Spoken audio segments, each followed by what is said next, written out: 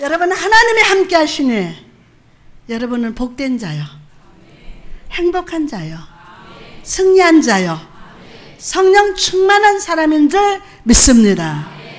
요즘 주의 사역을 감당하면서 많은 분들을 만나고 있습니다. 상담도 많이 하고, 그리고 그분들의 그 목소리 속에서 수많은 삶의 이야기들을 마음으로 듣고 있습니다. 삶의 이야기들. 그러나 대부분의 성도들이 공통적으로 저에게 상담하는 것이 삶 속에 다가온 시험과 고난을 어떻게 이기고 승리할 수 있느냐에 대한 근본적인 고민이 있었습니다. 이 근본적인 고민을 해결하지 못해서 오늘 또 세상으로 가고 사람에게 가고 세상 방법을 의지합니다. 자, 그럼 우리가 삶 속에 다가온 시험과 고난에서 악한 영의 공격을 이기지 못하는 이유가 무엇입니까? 그 근본적 이유는 잘못된 무기로 반응하기 때문입니다. 잘못된 무기로. 자, 설교 전에 우리 수학 공부 좀 해보겠습니다. 저는 수학은 못하고 시인이기 때문에 문학적으로 좀 머리가 발달됐는데, 자, 설교 전에 수학 공부 좀 해보겠습니다. 곱하기 문제입니다. 곱하기 문제. 저 우리 오늘 그 성가대 지유 사회 본 그 아들, 큰아들 목사, 제가 1학년 때 4자릿수 이걸 곱하기를 시켜서 안 되면 등대기 때리면서, 그때 나중에는 수학 박사 되더라고. 얼마나 잘하는. 자, 오늘 잠깐 공부합시다. 자, 6 곱하기 6은 얼마입니까? 36입니다. 자, 6 곱하기 100은 얼마입니까? 네? 600입니다. 누가 했어? 일단 상 줄게. 600입니다. 그럼 6 곱하기 만은 얼마입니까? 와, 똑똑하십니다. 6만입니다. 자, 그럼 다시 묻겠습니다. 6 곱하기 0은 얼마입니까? 네? 아, 똑똑해요. 자, 0입니다. 자, 6000 곱하기 0은 얼마입니까? 0입니다. 그럼 99999 곱하기 0은 얼마입니까? 0입니다. 할렐루야. 자, 아마 눈치 빠르신 분은 제가 무슨 말을 하는지 이해가 벌써 됐을 겁니다. 우리는 내 삶의 시험과 고난이 다가올 때 내 생각, 내 지식, 사람의 경험, 세상의 방법이란 육적인 방법으로 반응을 합니다. 그러나 세상의 방법으로 반응하면, 육으로 반응하면 그 시험은, 고난은 더욱 커질 뿐입니다.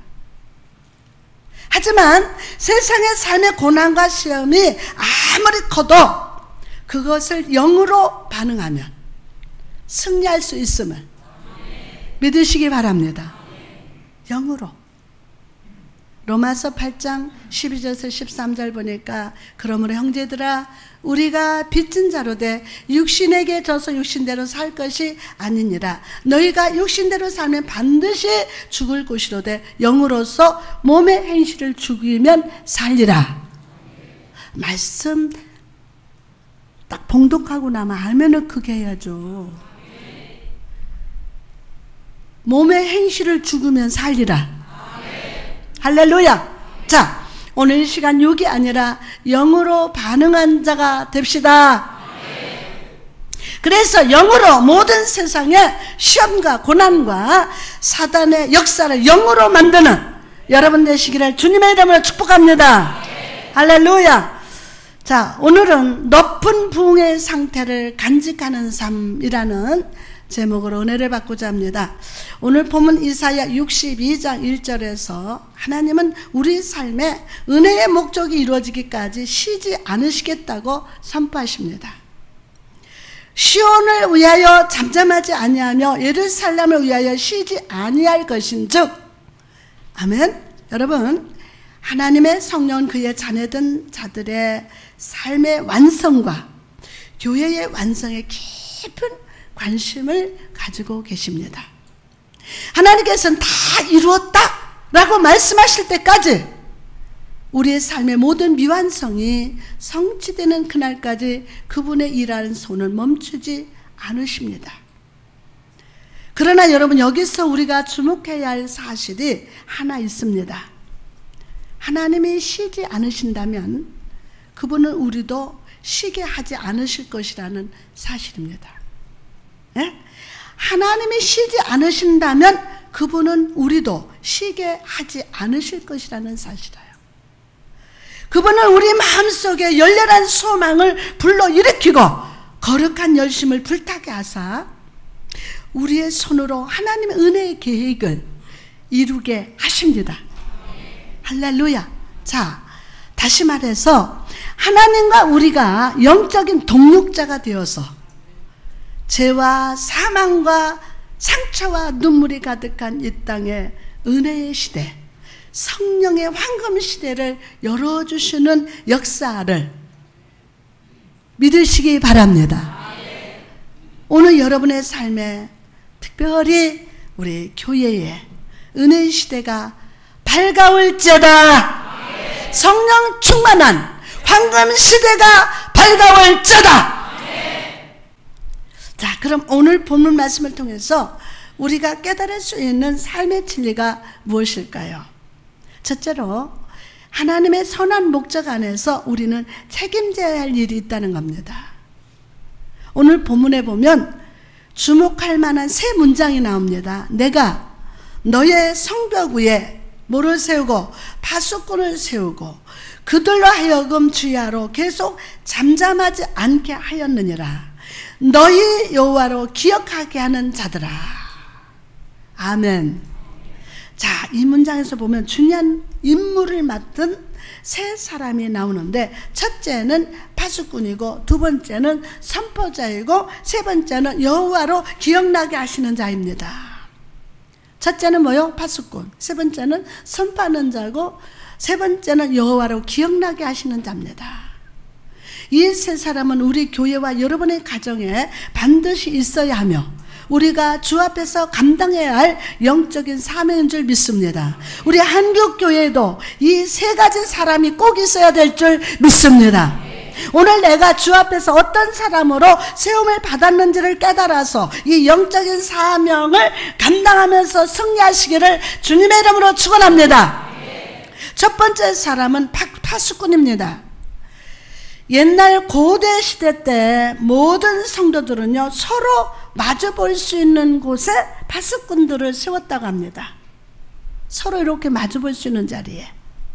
다시 말하면 한 파수꾼의 눈이 다른 파수꾼의 눈과 마주하는 곳에 세운다는 것입니다. 그래서 성벽 구석구석까지 파수꾼이 서 있게 했습니다. 이들은 밤낮을 가리지 않고 성벽 주변과 성 안의 길을 다니는 사람들을 살펴보았고, 지나가는 사람 누구든지 그가 누구며 무슨 일로 그 길을 가는지를 검문을 했습니다. 만약 그 길을 걷는 사람이 적으로 판명된 경우 곧 군사들이 출동돼서 그 적을 잡고 성문과 성벽을 완전하게 지켰습니다. 이와 마찬가지로 예수 그리스도의 십자가의 보혈로 구원받은 우리는 하나님의 임재와 믿음의 장벽을 지키는 파수꾼임을 믿으시기 바랍니다. 그렇다면 주 앞에서 우리는 어떤 파수꾼이 되어야 할까요? 저는 우리가 영적 위치를 끝까지 지키는 파수꾼이 되어야 한다고 믿습니다. 영적 위치를 끝까지 지키는 거. 제가 전에 이탈리아에 갔을 때 화산재에 덮인 고대 도시 폼페이에 간 적이 있습니다. 2000년이 넘은 도시인데도 불구하고 건물과 사람과 동물이 원형 그대로 남아 있습니다. 그러나 저의 시선을 끈 것은 한 사람의 파수꾼이었습니다. 그 사람은 손에 창을 든 채 선 모습으로 화석이 되어 있었어요. 이 파수꾼의 화살이 폭발하고 수만 톤의 화산재가 도시를 덮는 그 순간에도 도망가지 않았습니다. 왜냐하면 군대의 대장이 그곳을 지키고 벗어나지 말라는 명령이 있었기 때문입니다. 명령이 있었기 때문에. 사랑하는 성도 여러분, 하나님께서 우리를 우리의 가정과 교회를 위한 파수꾼으로 여러분을 세우셨다면 우리는 그 믿음의 자리, 사명의 자리에 절대로 벗어나서는 안 됩니다. 더 크게 하면, 왜냐하면 우리를 세우신 분은 하나님이시기 때문입니다. 내 생각에 모든 것이 끝난 것 같고 평화로워 보인다 할지라도 모든 삶의 희망이 사라진 것 같은 그 순간에도 하나님이 서 있으라 라고 명령하셨다면 믿음의 자리를 벗어나서는 절대로 안 됨을 믿으시기 바랍니다. 할렐루야. 영적인 눈과 귀를 열고 여러분의 삶을 주목해 바라보십시오. 그리고 악한 사단의 죄의 유혹에 세상의 염려가 우리 가정과 교회 안에 들어오지 못하도록 성령의 검으로 물리쳐야 함을 믿으시기 바랍니다. 할렐루야. 지금 얼마나 이단들이 죄의 유혹, 악한 사단이 얼마나 교회 가운데 몰래 들어와서 교회를 파괴시키는 줄 몰라요. 여러분의 영적 눈과 귀를 열고 여러분의 삶을 주목해 보시고, 그리고 악한 사단이, 죄의 유혹이, 세상의 염려가 여러분의 가정과 교회 안에 들어오지 못하도록, 이단이 들어오지 못하도록 성령의 검으로 물리칩시다. 여러분, 하나님을 섬기는 일은 일주일에 한 번 주일에만 하는 것이 아닙니다. 오전 예배 한 번, 됐다, 예배 드렸다 하고 집에 가서 볼일 보고 골프 치러 가고 친구 만나러 가고 집에 가서 TV 보고, 이건 아닙니다. 하나님을 지키고, 누구를 지키고? 하나님을 지키고 잘못과 죄를 막고 내 영혼을 지키는 일은 우리의 매일에 감당해야 할 사명임을 믿으시기 바랍니다. 이 사명이에요. 두 번째로, 하나님은 파수꾼과 함께 선포자를 세워주셨습니다. 우리는 믿음의 성벽을 지킴과 동시에 하나님의 은혜와 하나님의 사랑과 예수의 구원의 십자가를 전파하도록 부르심을 받았습니다. 사도행전 4장에 보면 성전 미문에 앉아있던 안진뱅이를 베드로와 요한이 고쳐주는 장면이 기록되어 있습니다. 이런 놀라운 기적을 보고 많은 사람들은 주를 찬양했습니다. 그러나 그런 기적을 보고 싫어하는 사람이 있습니다. 사도행전 4장 1절에서 2절을 보니까 사도들이 백성들에게 말할 때에 제사장들과 성전 맡은 자와 사두개인들이 이르러 예수 안에 죽은 자의 부활이 있다고 백성을 가르치고 전함을 싫어하여 라고 합니다. 제사장들과 사두개인들은 베드로와 요한을 가두고 예수님을 증거하지 말라고 협박을 했습니다. 여러분, 베드로와 요한이 예수님과 함께 있었을 때 그의 모습이 어떠했습니까? 주님이 잡히시던 날 모두 그 자들을 피해서 도망쳤고, 베드로는 주님을 3번이나 부인하고 저주하기까지 했습니다. 그런데 지금 이들의 모습을 보십시오. 두려움이 아니라 담대함으로 대제사장들과 사두개인들에게 외치고 있습니다. 사도행전 4장 8절에서 10절 말씀 보니까, 이에 베드로가 성령에 충만하여 이르되 백성의 관리들과 장로들아, 만일 병자에게 항한 책한 일에 대하여 이 사람이 어떻게 구원을 받았느냐고 오늘 우리에게 질문한다면 너희 모든 이스라엘 백성들은 알라. 너희가 십자가에 못 박고 하나님의 죽은 자 가운데 살리신 나사렛 예수 그리스도의 이름으로 이 사람이 강건하게 되어 너희 앞에 섰느니라. 사랑하는 성도 여러분, 이들이 이렇게 담대해진 이유가 무엇입니까? 그것은 다름이 아니라 베드로와 요한이 부활하신 예수 그리스도와 함께 며칠 동안 40일 동안 함께 하면서 예수님의 말씀을 듣고 예수님을 만졌고 느꼈기 때문입니다. 그리고 대제사장들이 예수님을 증거하지 말라고 말했을 때 이렇게 선포합니다. 20절에 보니까 우리는 보고 들은 것을 말하지 아니할 수 없다 하니. 아멘. 여러분, 베드로와 요한 같이 우리가 육신에 지는 삶이 아니라 영적으로 담대한 삶을 살기 위해서는 예수 그리스도는 은혜 꽃밭에 나아가서 그분의 은혜를 경험해야 합니다. 오늘 하나님의 은혜를 경험할지어다. 여러분의 연약하고 부족해도 예수 그리스도와 함께 있으면 예수 그리스도의 사랑의 향기, 인내의 향기가, 편안의 향기, 담대의 향기가 퍼지게 될 줄 믿습니다. 내 모습에 따라 주 앞에 왔지만 오늘 하나님의 은혜의 향기가 퍼진다. 편안의 향기가, 담대의 향기가 퍼지게 됩니다. 오늘 이 시간 은혜 꽃밭에 나가서 예수 그리스도의 임재 안에 거하시기 바랍니다. 예수 그리스도가 나와 함께 하신다는 것을 확신하시기 바랍니다. 오늘 보상하시는 하나님을 만나시기 바랍니다. 그럴 때 예수 그리스도의 담대함이 나의 담대함이 됩니다. 그리고 그 담대함으로 이 세상과 우리 주변의 모두 믿지 않는 자들에게 예수의 이름을 증거할 수 있는 여러분 되시기를 주님의 이름으로 축복합니다. 세 번째 사람은 여호와로 기억나게 하는 자입니다. 이 표현은 매우 똑똑합니다. 여호와로 기억나게 하는 자. 그러나 우리의 영적인 삶에 있어서 가장 매우 중요합니다. 고대 바벨론의 왕들은 전에 자기가 했던 약속이나 말을 기억나게 하고 생각나게 하는 관리를 두었습니다.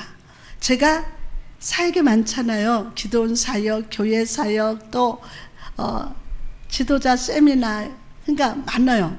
그러니까 네, 알겠습니다. 지난번에는 목사님 오세요.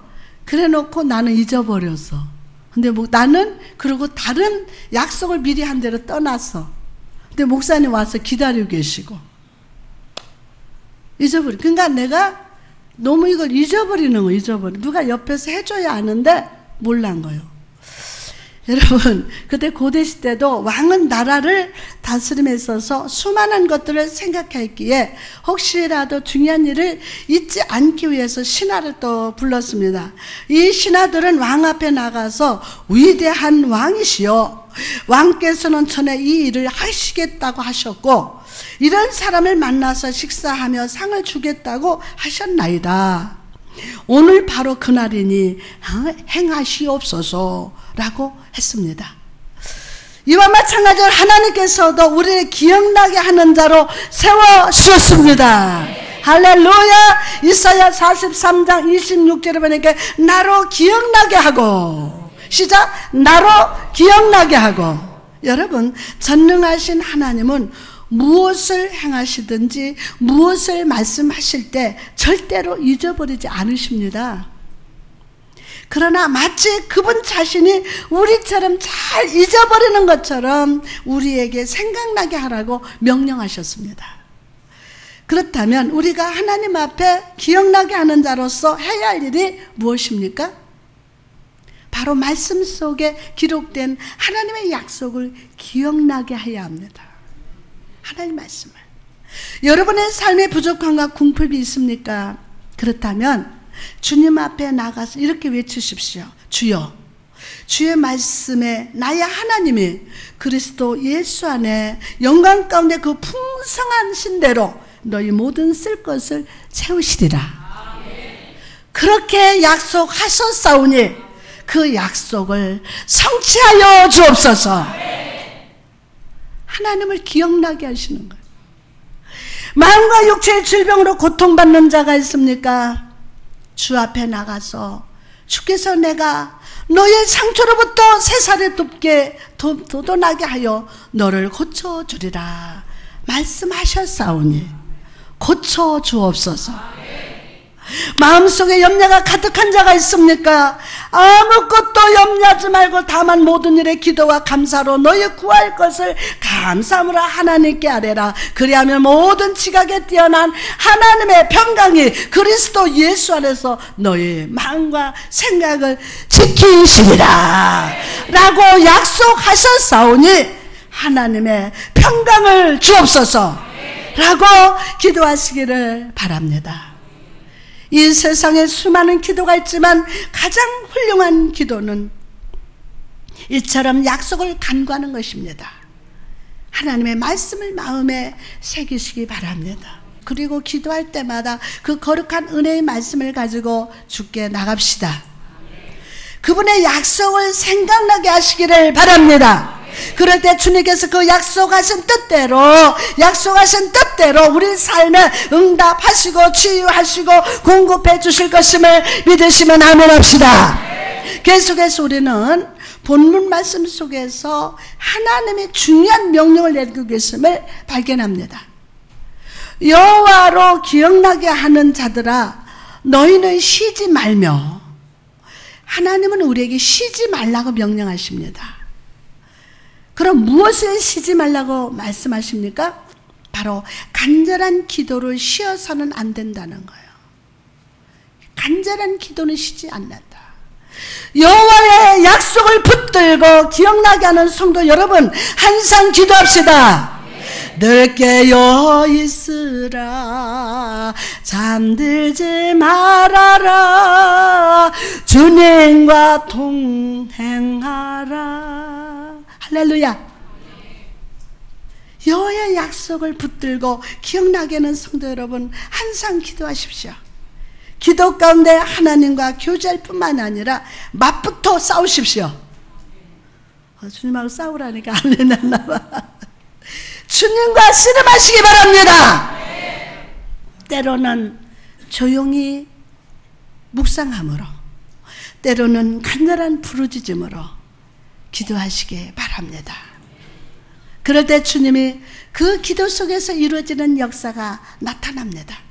또한 영적으로 탈진되고 낙심될수록 기도를 쉬어서는 안 됩니다. 우리는 때로 기도하기 싫을 때가 있습니다. 삶이 잘 안 풀리고 마음이 낙심될 때 기도를 해도 어떤 마음의 감동이 없을 때 기도를 쉽니다. 그러나 여러분, 기도가 사라진다는 것은 하나님이 여러분을 떠나셨기 때문이 아닙니다. 하나님이 떠나셨기 때문이 아닙니다. 그것은 여러분의 온 인격과 영혼이 심각한 질병에 걸려있다는 증거입니다. 걸려있다는. 우리가 믿음 있는 자라면요, 우리가 살아있다면 기도는 숨 쉬는 것과 같이 자연스럽게 나와야 합니다. 그리고 육신의 숨을 쉬듯이 기도는 영적 호흡입니다. 여러분이 영이 살아있다면 여러분 숨 쉬는 것 같이 자연스럽게 기도가 나와야 합니다.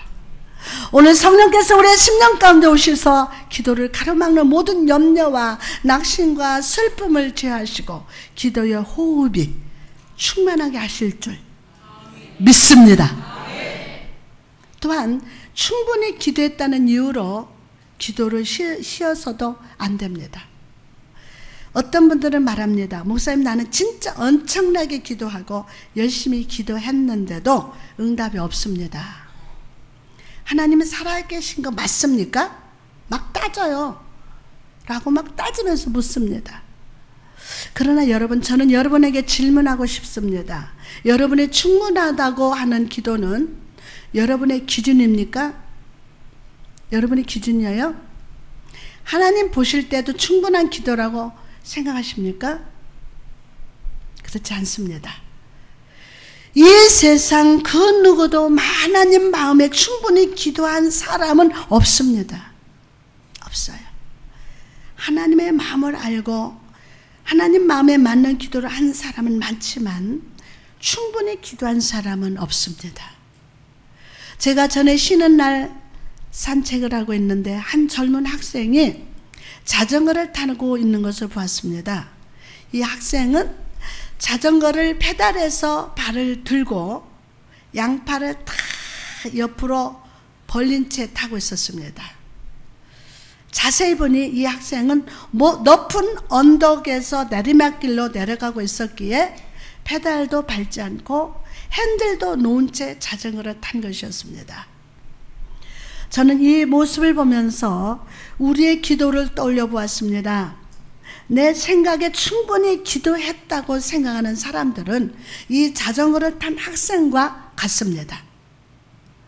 마음은 금방 응답받은 것 같고 모든 것이 잘 풀릴 것 같지만 사실 오르막길이 아니라 낙심의 내리막길로 내려갑니다. 오르막길이 아니라 낙심의 내리막길을 날아갑니다. 여러분, 잘 풀린 것 같지만 사실 오르막길이 아니라 낙심의 내리막길로 내려가는 사람들 너무 많습니다. 그러나 여러분 잊지 마십시오. 천국은 아래가 아니라 위에 있습니다. 우리가 하나님의 응답을 내 삶에 체험하기 위해서는 기도의 자전거를 타서 믿음의 핸들을 잡고 간절한 부르짖음으로 위를 향해서 페달을 밟아야 돼요. 위를 향해서 페달을 밟아야 돼요. 천국은 오르막길입니다. 천국은 오르막길이에요. 힘을 다해서 기도의 페달을 밟읍시다. 그럴 때 침노하는 자에게 주시는 천국의 응답이 임할 줄 믿습니다. 이런 핑계 저런 핑계, 나는 삶이 바빠요, 직장이 바빠요. 여러분, 천국 가서 그 말하면 들리질 않아요. 안 돼요. 여러분, 인생이 천년만년 사는 것 같지만 오늘의 꽃이 없는 나무 내일의 열매가 없습니다. 오늘의 최선을 다하는 자에게는 하나님이 기회를 주십니다. 오늘 은혜의 꽃을 피운 자는 내일의 축복의 열매 맺습니다. 오늘 최선을 다해야 됩니다.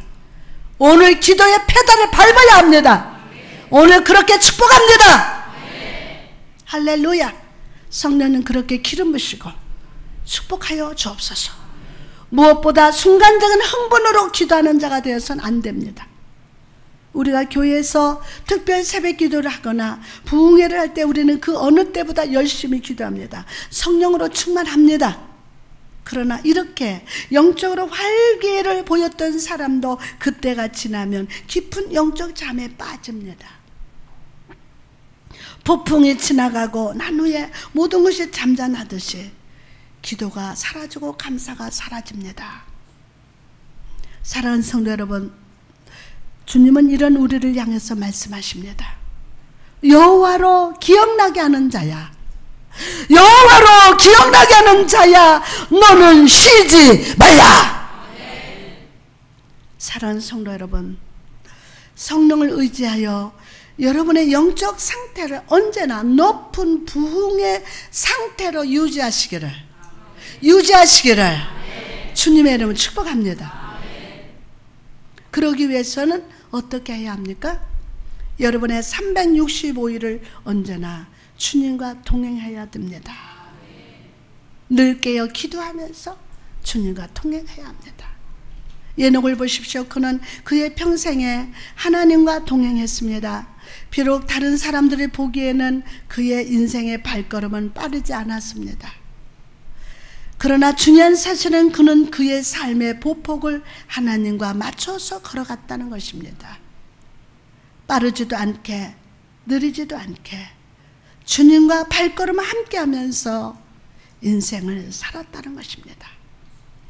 그리고 그런 발걸음은 그의 영혼으로 하여금 언제나 높은 부흥의 상태, 하나님과 교제 안에서 활력이 넘치게 역사했습니다. 오늘 순간적인 부흥의 신앙을 버리시기 바랍니다. 그리고 예녹과 같이 주와 동행함으로 수준 높은 부흥의 상태를 유지하시기를 주님의 이름으로 축원합니다. 마지막으로 우리는 본문 속에서 놓치지 말아야 할 단어를 살펴봐야 합니다. 그러시지 못하게 하라입니다. 그러시지 못하게 하라. 이것은 우리 주님이 우리에게 주신 영적인 명령입니다. 우리 인간들은 무엇이 부족하고 필요한 것이 있을 때 간절히 요구합니다. 우리 손녀 예림이도 하민이도 아침 시간만 되면 잠든 엄마를 향해서 엄마 맘마 맘마 엄마 맘마 계속해서 부르짖습니다. 엄마 맘마. 그러면 아무리 졸려도 우유를 안 줄 수 없다고 합니다. 콧구멍을 막 그러면서 맘마 맘마 하니까, 이와 마찬가지로 하나님 우리에게 내게 졸라라, 내게 요구하라, 내 힘을 붙들어라, 야곱과 같이 내 옷자락을 붙들고 씨름하라 라고 명령하고 계십니다. 할렐루야. 집 팔 게 이걸 꼭 집을 팔아야 돼. 그러면 한두 번 기도하고 하나님 안 들어줄 것 같으니까 포기하는 거예요. 아니야. 팔릴 때까지 하나님 앞에 기도하는 거예요. 아멘. 왜 이렇게 명령하실까요? 그 이유는 우리의 간절한 기도가 주님 응답에 강한 영향력을 미치기 때문입니다. 불의한 재판관의 비유를 떠올려보시기 바랍니다. 한 여인이 있었습니다. 이 여인은 억울한 일을 당해서 마음의 재판관을 찾아갔습니다. 그러나 이 재판관은 사람을 무시하고 하나님을 전혀 두려워하지 않았습니다. 때문에 여인이 아무리 부르짖어도 매번 찾아가도 무시했습니다. 그러나 이 여인은 끝까지 포기하지 않고 계속해서 재판관을 찾아가서 자기의 억울함을 풀어달라고 구했습니다. 이때 재판관이 뭐라고 말합니까?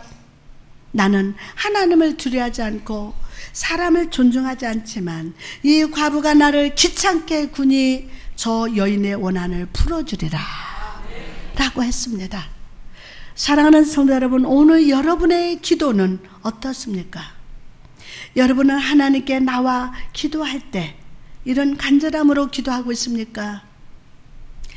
세상에 병원에서 하라는 대로 너무 잘해요. 하나님이 하라는 대로 안 씁니다. 세상에 권세자가 하라는 거는 법입니다. 잘합니다.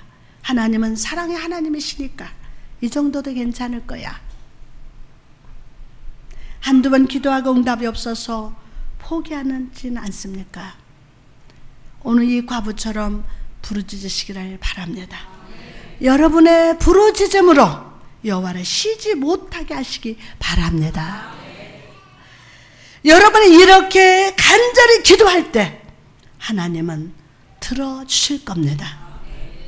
여러분이 밤낮으로 부르짖는다면 하나님 또한 밤낮으로 우리 삶 속에 일하실 겁니다. 여러분이 병든 육체와 영혼과 가정을 놓고 기도한다면 하나님의 회복으로 아멘 하실 겁니다. 여러분만 아멘 하는 줄 알아요? 여러분이 하나님 앞에 기도할 때 하나님의 아멘, 하늘에서 아멘이 있어야 돼요. 그래야 여러분이 아멘이 그대로 응답됩니다. 여러분이 높은 부흥의 상태에서 열정적인 소망을 가지고 끈기 있게 기도할 때 하나님의 구원을 바라보게 될 것임을 믿으시기 바랍니다.